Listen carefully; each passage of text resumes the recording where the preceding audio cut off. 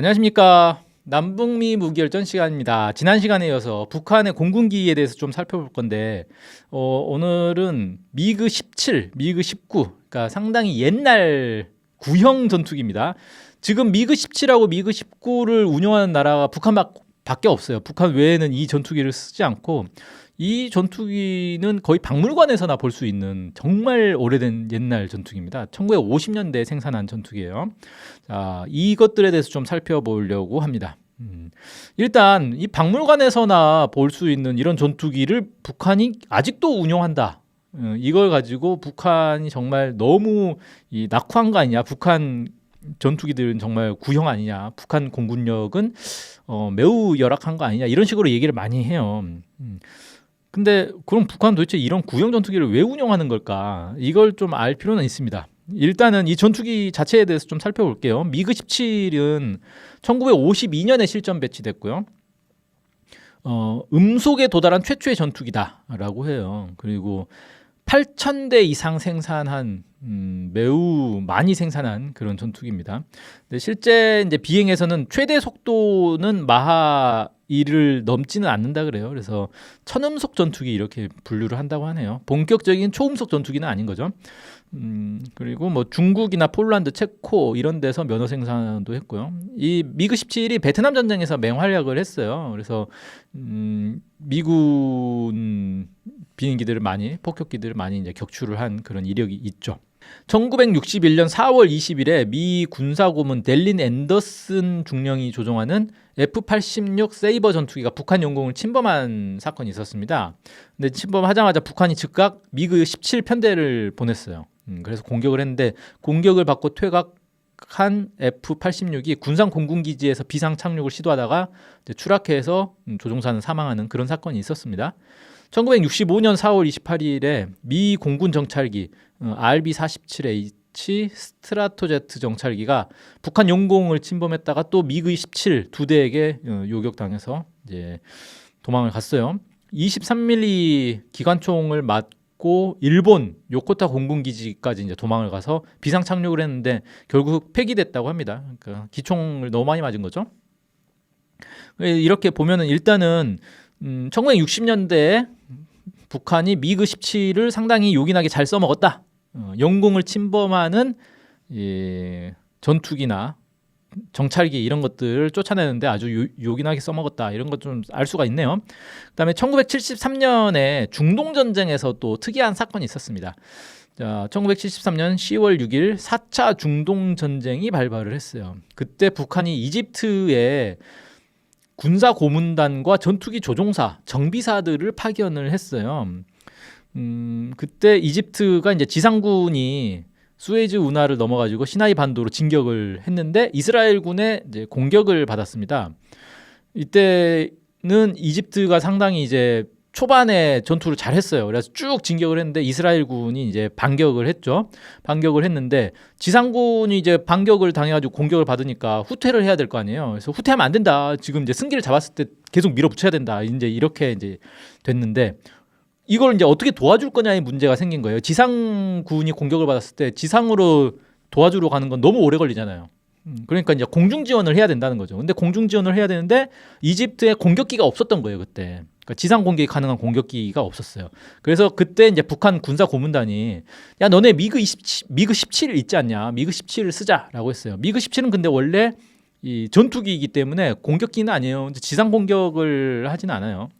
그런데 그래도 쓰자. 이거밖에 없으니까 이걸 쓰자. 근접 지원기로 쓰자. 이렇게 한 거예요. 그래서 아마 이제 북한 정비사들이 이걸 공격기로 재빨리 개조를 한 것 아니냐. 그렇게 해서 그렇게 했는데도 이제 이집트군에서 야, 이게 안 된다. 얘는 원래 폭격기 요격하려고 만든 전투기인데 이건 못 하겠다라고 하니까 북한 조종사가 직접 미그 17을 몰고 나갔다고 해요. 그래서 초저공 비행으로 이제 이스라엘군을 공격했다. 뭐 이런 기록이 있습니다. 사진도 있는데 사진 보면은 상당히 낮게 날면서 지상에 거의 붙어서 날듯이 날면서 공격을 하는 모습들이 있어요. 그래서 이스라엘 장갑차, 차량 이런 것들을 막 공격을 합니다. 그 다음에 이제 미그 19로 넘어가 볼까요? 소련에서 미그 17을 개량을 해가지고 미그 19를 개발했는데 미그 19가 이제 본격적인 최초의 초음속 전투기다 이렇게 볼 수가 있습니다. 1955년에 실전 배치를 시작을 했고요. 6,500대를 생산했으니까 엄청나게 많이 만들었죠. 중국에서도 이걸 J6이라는 이름으로 만들어서 2010년까지 운용을 했다고 합니다. 근데 지금은 운용하는 나라는 없어요. 이게 또 50년대에 개발한 전투기다 보니까 워낙 낡았죠. 그래서 북한만 운용을 하고 있습니다. 이게 재원을 보면은 미그 17에 비해서 약간 좀 커졌어요. 폭은 오히려 좀 좁아졌고,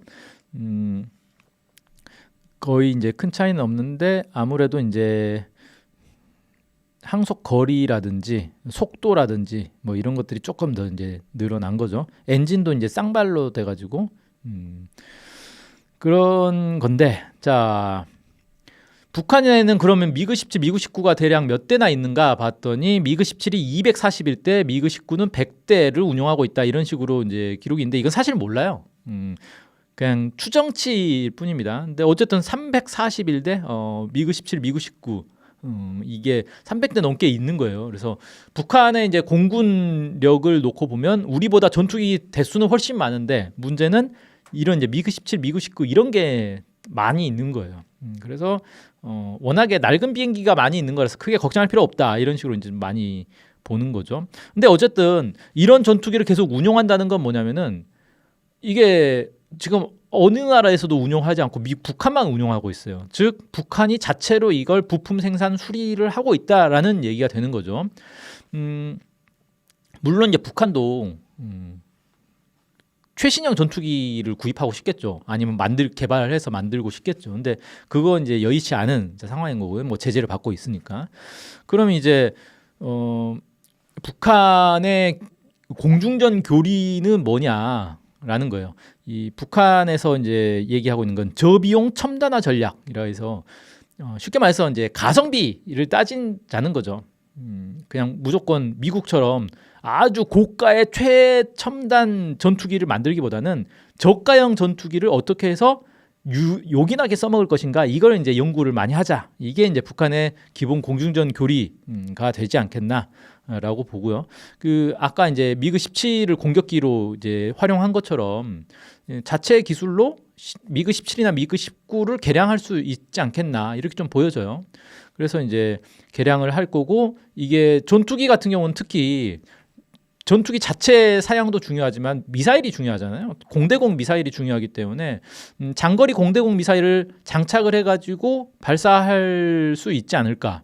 그리고 전투기 자체의 레이더보다는 지상 레이더 성능이 좋으면 충분히 이제 활용할 수 있어요. 그러니까 지상에서 고성능 레이더로 적의 위치를 파악한 다음에 이 전투기를 띄워서 이 장거리 공대공 미사일 발사하고 얘는 돌아오고 이러면 사실 이 전투기 자체가 성능이 좀 열악해도 큰 문제는 없고 오히려 이제 이런 미그 17, 미그 19 같은 전투기들은 이제 짧은 활주로에서도 좀 열악한 활주로에서도 띄울 수 있기 때문에 오히려 더 유리할 수도 있다. 뭐 이렇게 좀 볼 수 있겠죠.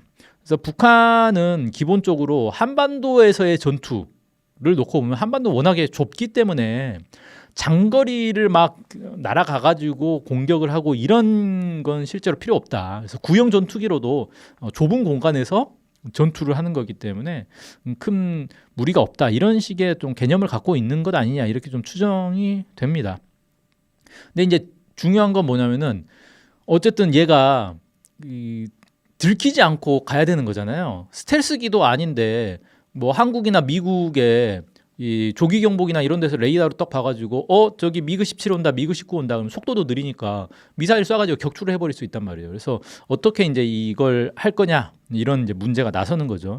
근데 이걸 이제 추정을 해봤을 때 초저공 비행을 통해서 레이더를 회피하는 그런 걸 연구를 하고 있을 것이다. 이렇게 좀 많이 짐작이 됩니다. 그래서 예를 들어서 이제 동해안이나 서해안 같은 데서는 바다에 이제 딱 붙어서 나는 시 스키밍이라고 하는데 뭐 바다에 딱 붙어서 나면 바닷물이 이렇게 막 치솟을 정도로 낮게 날 수도 있어요. 그렇게 이제 극단적으로 낮게 나는 훈련들을 많이 하지 않을까. 그러면 바닷물 때문에 이제 레이더 신호가 교란이 돼가지고 거의 포착이 잘 안 되거든요. 그렇게 해서 이제 접근한 다음에 또 올라서 공격하고 이제 되돌아가는 뭐 그런 식의 전법들을 많이 연구하고 있을 것이다. 이렇게 좀 추정이 됩니다.